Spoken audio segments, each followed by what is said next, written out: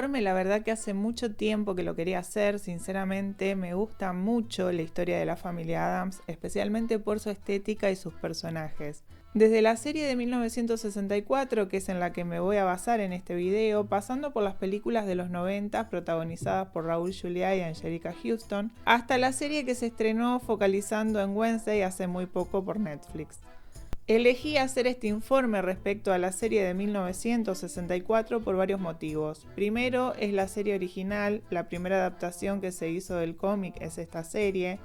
En segundo lugar, porque tiene un elenco de grandes actores de gran prestigio y que sus carreras son súper trascendentales. Tercero, y ligado al punto anterior, muchos de ellos iniciaron en el cine mudo y quizás muchos de ustedes no sepan de quiénes se tratan y bueno, les vengo a contar un poquito de ellos. Si voy a hacer un informe sobre las otras adaptaciones, sí, seguro, porque me gustan muchísimo y porque también me interesan sus elencos. ¿Cuándo lo haré? Bueno, para eso suscríbanse y activen la campanita, así se van enterando. Empecemos por hacer una reseña de la familia Addams. La familia Addams o los locos Addams aparecen como una tira cómica que se publicaba en el diario The New Yorker allá por la década de 1930. Fue creada por el caricaturista Charles Addams y cuenta la historia de una familia bastante peculiar con un concepto de humor negro y macabro, pero que cae en lo simpático debido al carisma de sus personajes. Como esta tira cómica caía muy bien en los lectores y los personajes eran atractivos, en 1964 se les dio vida en una serie televisiva adaptada por David Levy y producida por Nat Perrin para la cadena ABC. Si te gustan los informes y querés sugerir alguno o simplemente dejar tu opinión, te invito a que dejes tu comentario y tu like. Margaret Hamilton, Granny Framp. Margaret Hamilton hizo muy pocas apariciones en la serie, solamente se la ve en 3 episodios, pero quise incorporarla porque, como dije antes, vale la pena resaltar los actores de prestigio que pasaron por la familia Addams y creo que ella es una actriz a la que siempre que haya estado no hay que dejarla pasar desapercibida. En mi opinión, ha sido de las mejores actrices de la industria. Nació el 9 de diciembre de 1902 en Cleveland. Aunque no hay muchos detalles sobre su vida temprana, se sabe que su primer profesión fue la de maestra. En 1931 se casó con un diseñador paisajístico llamado Paul Meserve. En 1932, Margaret inició su carrera como actriz de teatro y en 1933 aparece por primera vez en una película llamada Huérfanos en Budapest. En 1936 nace su único hijo, Hamilton Meserve. En 1938 se divorció porque cuando su carrera empezó a ir en ascenso comenzaron los problemas con su esposo. Margaret decidió enfocarse en su carrera, su maternidad y nunca volvió a casarse. En 1939 llega el papel más conocido y el que la catapulta a la fama mundial. La bruja mala del oeste en la cinta del Mago de Oz, protagonizada por Judy Garland. Trabajó en muchas películas y series a lo largo de su carrera, de las cuales les voy a ir dejando fragmentos a medida que voy narrando su vida. En 1964 se puso en la piel de Granny Framp, la mamá de Morticia y Ofelia en la familia Addams. En 1972 prestó su voz a la tía Em en una versión animada del Mago de Oz. Su último trabajo como actriz fue en 1982 en una película para televisión llamada Pardon Me for Living. El 16 de mayo de 1982, Margaret Hamilton falleció de un paro cardíaco en su casa de Salisbury, en el estado de Connecticut. Sus cenizas fueron esparcidas en el pueblo de Amenia, en el estado de Nueva York. Félix Sila, primo Cosa. Nació el 11 de enero de 1937 en Rocca Casale, un pueblo de la región de Abruzzo, en Italia. Su estatura de 119 centímetros y sus habilidades para las acrobacias le dieron trabajo en un circo que, durante una gira por los Estados Unidos en 1955, le cambió la vida convirtiéndose en actor y doble de riesgo en producciones de Hollywood. El primer papel en el que aparece acreditado es en un solo episodio de Bonanza en 1963. La mayoría de sus personajes fueron en películas y series de fantasía. Las más notables, La familia Addams, donde hizo el primo Cosa en 1964, en el show infantil Puff and Stuff, en Battlestar Galactica y Buck Rogers Aventuras en el siglo XXV. Y entre los grandes títulos cinematográficos hizo de un Ewok en El retorno del Jedi de la primera trilogía de la Guerra de las Galaxias. Trabajando como doble de riesgo en Indiana Jones, El Templo Maldito, casi muere ahogado filmando la escena donde Short Round es arrastrado en un bote por el agua del río. Tuvo 4 hijos, uno con la actriz Claire Brennan, a quien conoció en el set de She-Freak. Mantuvieron una relación secreta de 9 años, dado que Sila estaba casado ya con su esposa Shu, con quien tuvo 3 hijos más. El 16 de abril de 2021 falleció como víctima de cáncer de páncreas a los 84 años, en su casa de Las Vegas. Blossom Rock, Grandma Adams. Nacida bajo el nombre de Edith Marie Blossom McDonald el 21 de agosto de 1895 en Filadelfia, Estados Unidos. Hija de Daniel y Anne McDonald, un matrimonio dedicado a la política. Junto a sus hermanas, tomó clases de teatro desde muy joven. La mayor de sus hermanas se llamaba Elsie y la menor era la conocida actriz Janet McDonald. Con esta última comenzaron trabajando en la escena del vodevil de Filadelfia. Con esta profesión, Edith se mudó a Nueva York, donde conoció al que sería su esposo desde 1926, Clarence Robb. Cuando se dio por terminada la fiebre del vodevil, Edith decidió probar suerte ante las cámaras. En 1933 formó parte de un corto llamado Una habitación vacía. Hasta 1938 sus papeles eran de muy poca trascendencia. De hecho, en ningún postcrédito se la nombraba. Hasta que en 1938 le llega la oportunidad de interpretar a Augusta en el film Andrew Harvey se enamora. Durante sus primeros años como actriz adoptó el nombre artístico de Mary Blake. Una vez que terminó su contrato con MGM, se rebautizó como Blossom Rock. El papel más famoso de su trayectoria fue el de la abuela Adams en la serie La familia Adams de 1964. Después de desempeñar este rol, hizo solo una aparición más en un capítulo de la serie Cuestión de Tiempo en 1966.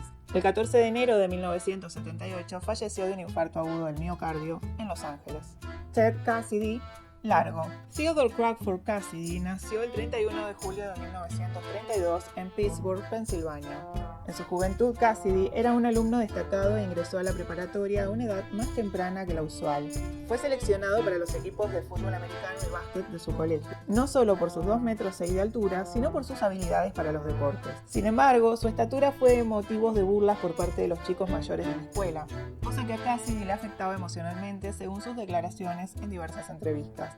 Más tarde asistió a la Universidad de Stetson, donde participó activamente en el Consejo Estudiantil. En 1952 se convirtió en miembro de la Corporación de Guardavidas de Florida y fue rescatista en las playas de Ormond y Daytona.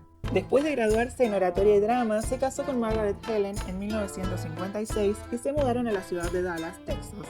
Su carrera en los medios comenzó como DJ en una radio AM y también apareció ocasionalmente en el Canal 8 interpretando a una criatura del espacio exterior en los segmentos Dialing for Dollars de las películas vespertinas de Ed Hogan.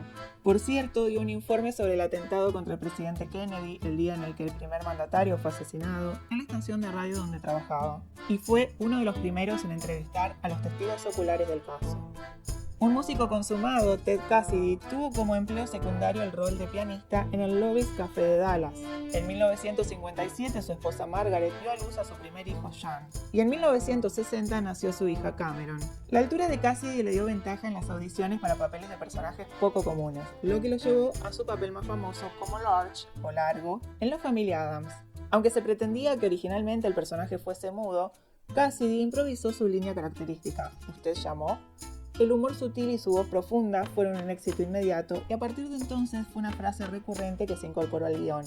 Aunque este actor era, además, un músico consagrado, el teclado que toca en la serie no era sonido original, sino que era doblado por el compositor del tema de la intro, Vic Nisi. Ted Cassidy era también quien hacía de dedos, la mano que es servicial en la casa de los Adams, siempre que no compartían escenas entre sus personajes. En caso de que Large, o sea Largo, estuviera presente en la misma escena que Dedos, este último era interpretado por uno de los miembros de la producción. En 1965 irrumpió en la industria musical lanzando un vinilo con canciones inspiradas en su mítico personaje. Hizo apariciones en programas televisivos, sobre todo en especiales de Halloween, llegando a compartir escenario con el mismísimo Boris Karloff. Mientras filmaba La familia Adams, Cassidy firmó un contrato de mucho tiempo con los estudios Hanna-Barbera para darle voz a docenas de personajes de dibujos animados. También apareció en una variedad de otros personajes televisivos, tal como el caso del papel regular que tuvo en Huckleberry Finn de 1968, como Injun Shaw, el némesis de Tom Sawyer y Huck. Trabajó con Gene Roddenberry en la original La conquista del espacio de 1966. Otras apariciones incluyen El agente de Cipoll de 1964, Perdidos en el espacio 1965, Daniel Boone de 1964 y como Bigfoot en El hombre de los 6 millones de dólares. Entre sus trabajos más destacados se encuentran El oro de McKenna y Mi bello legionario, pero su papel más recordado fue como Harvey Logan en Dos hombres y un destino. En 1973 coescribió el guión de Experimentos Harrod, donde también hizo una pequeña aparición. Ted Cassidy falleció a la edad de 46 años el 16 de enero de 1979, luego de una cirugía a corazón abierto. Él había manifestado tiempo antes una premonición sobre dicha muerte. En el hospital donde estuvo sus últimos días lo habían ingresado con un nombre diferente para no deshumanizar su persona al ser reconocido como el actor que dio vida a Largo. La actriz Sandra Ego, su entonces pareja, lo cuidó durante sus últimos años. Sus restos fueron incinerados y luego enterrados en el patio trasero de su casa, de la cual se desconoce la ubicación, pero hace pocos años la propiedad fue vendida y derrumbada. Ken Weatherwax, Pugsley Addams. Nació en Los Ángeles el 29 de septiembre de 1955. Nació en una familia muy ligada al mundo del arte escénico. Su tía era la actriz, cantante y bailarina Ruby Killer. Su hermano fue el también actor infantil Donald Killer. Su primer trabajo actoral fue en la serie Caravana, apareciendo solamente en un capítulo. En 1964 quedó seleccionado para el papel del hijo mayor de la familia Addams, Pugsley. En este rol quedó encasillado puesto que fue su único personaje frente a las cámaras. Le dio su voz en la serie animada de 1973 y luego volvió a darle vida en un especial de Halloween de 1977. Después de que la serie fuera cancelada, a Ken le costó conseguir trabajo en Hollywood. Su corta carrera actoral le dificultó la vuelta al sistema escolar público por el motivo de ser víctima de bullying, teniendo así que cambiar de escuela a menudo. A los 17 años, Ken entró en el ejército. Posteriormente hizo apariciones en convenciones y ofreció sus servicios para clases de actuación. Trabajó tras las cámaras como técnico en estudios de grabación y como técnico en escenografía. Estuvo casado con la actriz italiana Anya Pieroni desde 1977 hasta su muerte el 7 de diciembre de 2014. Ken Weatherwax falleció por un infarto agudo de miocardio a los 59 años. Sus restos descansan en el Valhalla Memorial Park de Los Ángeles. Lisa Loring, Merlina Wednesday. Nacida como Lisa Ann de Cinces el 16 de febrero de 1958 en Kwajalein, Islas Marshall, que por ese entonces era un territorio en fideicomiso de las Naciones Unidas. Su padre era miembro de la Marina estadounidense y poco tiempo después del nacimiento de Lisa, pidió el divorcio a su esposa. Vivió un tiempo en Hawái junto a su madre y luego decidieron seguir con sus vidas en la ciudad de Los Ángeles. En 1961, Judith, su madre, la presentó en Scoutings para modelaje infantil. Eventualmente asumió algunos papeles actorales empezando como actriz invitada en un episodio de la serie Dr. Kildare. Cuando fue seleccionada para el rol de Wednesday en la serie de la familia Addams, Loring tenía tan solo 6 años de edad. Tras la cancelación de los Addams, le dio piel a Sosie Pruitt en la sitcom Los Pruitt de Southampton. En 1973, Loring, de tan solo 15 años, contrajo matrimonio con Farrell Fomberg, con quien tuvo a su hija Vanessa en 1974, el mismo año en que Lisa y Farrell se divorciaron. La mamá de la actriz falleció también ese mismo año por causas de su adicción al alcohol. Lisa tuvo que empezar a buscar otros trabajos fuera de la industria del cine para poder mantenerse a sí misma y a su hija. A fines de los 70, hizo papeles en películas para televisión. En 1977, para el especial de Halloween de los Addams, volvió a darle vida a Wednesday en una versión mayor del personaje y estuvo acompañada por una hermana menor con el mismo nombre, interpretada por la actriz Jennifer Sutherland. En 1980 se unió a la telenovela Mientras el mundo gire y mantuvo su papel de Cricket Montgomery durante 4 temporadas. En 1981, Lisa Loring volvió a casarse, esta vez con el actor Doug Stevenson. Tuvieron una hija, Marianne, nacida en 1984, meses después de su segundo divorcio. Su carrera estuvo en pausa hasta que accedió a actuar en la película Blood Frenzy de 1987. Fue también co-guionista no acreditada en una película para adultos llamada Tracy's Big Trick, donde conoció al actor pornográfico Jerry Butler, con quien se casó de manera inmediata. En consecuencia de una relación tumultuosa y con repetidos intentos fallidos de reconciliación, atravesó por un tercer divorcio en el año 1992. A principios de la década de 1990, Lisa Loring cayó en un estado depresivo por el declive de su carrera y sus problemas maritales. En 1991 fue testigo del suicidio de su amiga Kelly Van Dyke, actriz de películas para adultos y sobrina del famosísimo actor Dick Van Dyke. Eso terminó por hundir emocionalmente a Lisa, quien acudió a la gesta de estupefacientes. Con un estado mental frágil intentó quitarse la vida poco después que su amiga. Decidió recurrir a un centro de rehabilitación para superar las adicciones. En los años siguientes concedió unas pocas entrevistas y se alejó del mundo del espectáculo. En 2014 y 2015 volvió a hacer papeles menores en películas de poca trascendencia. El pasado 24 de enero sufrió un derrame cerebral y el 28 de enero su vida se apagó en el Hospital San José de Burbank. Lisa Loring tenía 64 años. Caroline Jones, Morticia. Caroline Sue Jones nació el 28 de abril de 1930 en Amarillo, Texas. Sus padres eran Julius y Janet Jones y tenían una hermana llamada Beth. En 1934 su padre abandonó la casa y su madre se la llevó a Caroline y Beth a la casa de sus padres, también en Amarillo. Cuando era niña, Caroline sufría de asma severa. Aunque le gustaba mucho ir al cine, era muy aficionada a las películas, su estado de salud no siempre se lo permitía. Por este motivo, Caroline leía asiduamente revistas sobre el séptimo arte. Su mayor sueño era asistir al Pasadena Playhouse y su abuelo accedió a pagarle las clases. Para poder contribuir en la cobertura de los gastos, hizo trabajos de verano. Todo este esfuerzo valió mucho la pena. En 1950 se graduó obteniendo sobresalientes en oratoria e interpretación. Una vez lista para presentarse a audiciones, decidió cambiar por completo su apariencia, incluida una rinoplastia. Trabajando en el Players Ring Theatre, intervino en la obra cuando se quedaron sin protagonista, porque la que estaba se bajó del elenco para casarse. Fue así como un cazatalentos de Paramount la descubrió y le hizo una prueba frente a cámaras que salió muy bien. Hizo su primera aparición en la película Un hombre acusa de 1952. Hizo algún que otro trabajo durante su contrato de 6 meses, Paramount no le renovó y la dejaron sin trabajo, por lo que ella bromeó diciendo: "Me dejaron sin trabajo a mí y a 16 secretarias". Comenzó a trabajar en televisión simultáneamente, seguía haciéndolo en el teatro. Entonces conoce a Aaron Spelling y comienzan una relación. Su carrera hizo un gran avance cuando Caroline actuó en la película Los crímenes del Museo de Cera de 1953, la cual obtuvo muy buenas críticas. En abril de 1953, Aaron Spelling y Caroline Jones se casaron luego de que fuese ella quien le propusiera matrimonio. Ninguno de los dos ganaban mucho dinero en ese momento, pero disfrutaban mucho de su matrimonio. Todos los catalogaban de ser una pareja ideal. Caroline decidió no tener hijos para dedicarse de lleno a su carrera.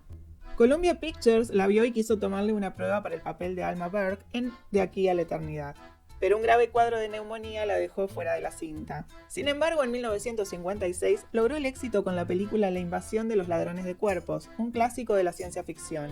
Ese mismo año, el director Alfred Hitchcock la eligió para El hombre que sabía demasiado junto a James Stewart y Doris Day. Mientras tanto, Aaron iba teniendo poco éxito como actor y Caroline lo incentivó a convertirse en escritor, amenazándolo con dejarlo si no lo hacía. Ella constantemente promocionaba los guiones que él creaba y finalmente Dick Powell lo contrató. Sí, así es, Aaron Spelling existe porque en su vida se cruzó Caroline Jones.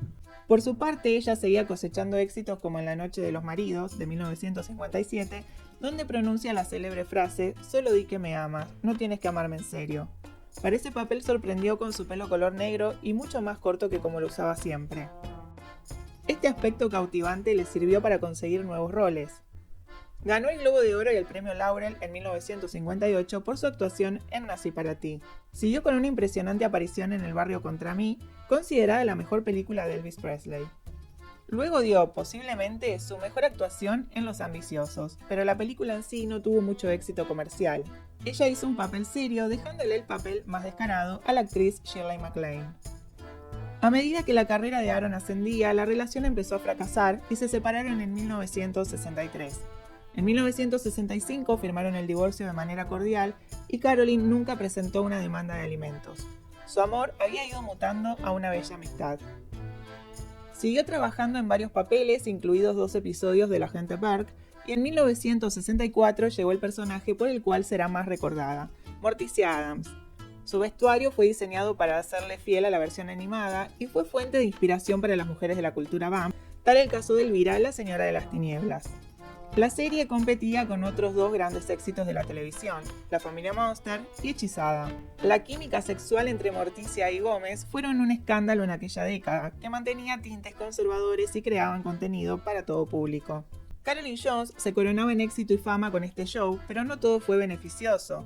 porque ella queda encasillada en este papel y le costó muchísimo seguir facturando como lo venía haciendo, especialmente una vez que la familia Addams fue levantada del aire. Mientras se enfrentaba a estas dificultades laborales, conoce a un director de orquesta que además era su entrenador de voz, Herbert Green. Se mudan a Palm Springs, pero después de 7 años la relación no prosperó, así que Carolyn regresa a Hollywood y sigue insistiendo en el mundo del espectáculo. Al contrario que otros actores o actrices, en su caso tuvo éxito porque ingresó al elenco de La Mujer Maravilla, tomando la parte de la reina Hipólita. En 1977 actuó en la serie histórica Raíces. Hizo 4 episodios de La Isla de la Fantasía y uno en Vacaciones en el Mar, series que producía su ex marido y amigo Aaron Spelling. Interpretó a Mike McClegg en Capitolio de 1982 hasta 1983, aunque en 1981 ella ya había sido diagnosticada con cáncer de colon, momento en el que se somete a un tratamiento. Ella siguió trabajando aunque estuviera confinada a una silla de ruedas y con mucho dolor, quiso seguir haciéndolo. Después de 5 años de noviazgo con Peter Bailey Brighton, se casaron en 1982. El 3 de agosto de 1983, Carolyn Jones falleció a los 53 años. John Astin Gómez.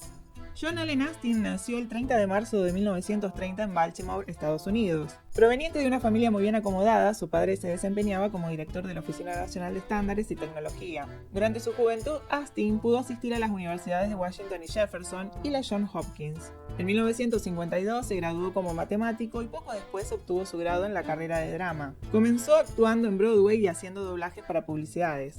También desde su graduación hasta hace pocos años ha sido profesor invitado de teatro en la universidad donde obtuvo su título, la Universidad Johns Hopkins, y fue director del Departamento de Estudios de Arte Dramático en la misma. En 1956 se casó con Susan Hahn, madre de sus 3 hijos mayores, David, Allen y Thomas. En 1972 la pareja se divorció. Su primer gran oportunidad en el cine fue en la película West Side Story de 1961. Su talento para hacer comedias fue descubierto por Tony Randall, lo que lo llevó a aparecer como actor invitado en la sitcom Dennis the Menace. Entre 1962 y 1963 protagonizó junto a Marty Ingalls la inusual comedia Yo soy Dickens y El Fenster, que duró 31 episodios. En 1964 llega a su vida la gran oportunidad de ponerse en la piel de Gómez Addams en la serie La Familia Addams. Volvió a repetir el personaje en 1977 y en las versiones animadas de 1992 y 1993. En la serie de 1998 es contratado para el papel del abuelo Addams, cediéndole el rol de Gómez a Glenn Taranto. En las temporadas de 1966 y 1967, John Astin se unió a The Pruitts of Southampton, donde vuelve a compartir escena con Lisa Loring. En la segunda temporada de Batman hizo del Acertijo. En 1969 trabajó como actor y director en capítulos del show Galería Nocturna. En 1972 volvió a casarse, en esta oportunidad con la actriz Patty Duke, que tenía un hijo de un matrimonio anterior, el nada más y nada menos que reconocidísimo actor Sean Astin, muy conocido por su papel en Los Goonies, pero eternamente recordado como Samwise Gamgee en la trilogía del Señor de los Anillos. John adopta a Sean legalmente y luego nacería el segundo hijo de la pareja, Mackenzie Astin. Al ser John y Sean Astin padre e hijo, y al ser Sean padre de la actriz Ali Astin, podemos decir que 3 generaciones de esta familia han formado parte de películas donde ha actuado también el actor Christopher Lee. Lee y John Astin trabajaron juntos en Gremlins 2, La Nueva Generación. Con Sean Astin y Ali Astin, Christopher Lee comparte créditos en las películas del Señor de los Anillos. Lo mismo pasa con el director Peter Jackson, que dirigió al mayor de los Astin en la película Muertos de Miedo y a las otras 2 generaciones en la adaptación de la obra de Tolkien. Volviendo a la carrera de John Astin, participó en muchas series de los 80 y 90, hizo también doblajes de voz de dibujos animados. En 1985 se divorció de su segunda esposa y en 1989 contrajo matrimonio por tercera vez con Valerie Sandoval. El próximo 30 de marzo, John Astin cumple 93 años. Jackie Coogan, tío Lucas. Así como Macaulay Culkin fue el niño más conocido de Hollywood en los 90, Jackie Coogan es el pionero de los actores infantiles de alcanzar la fama desmedida y de enorme trascendencia. John Leslie Coogan nació el 26 de octubre de 1914 en Los Ángeles. Sus padres eran artistas de vodevil, su padre se destacaba en la danza y su madre era actriz desde muy temprana edad. Es así como Jackie comienza a dar sus primeros pasos, literalmente hablando, tras bambalinas.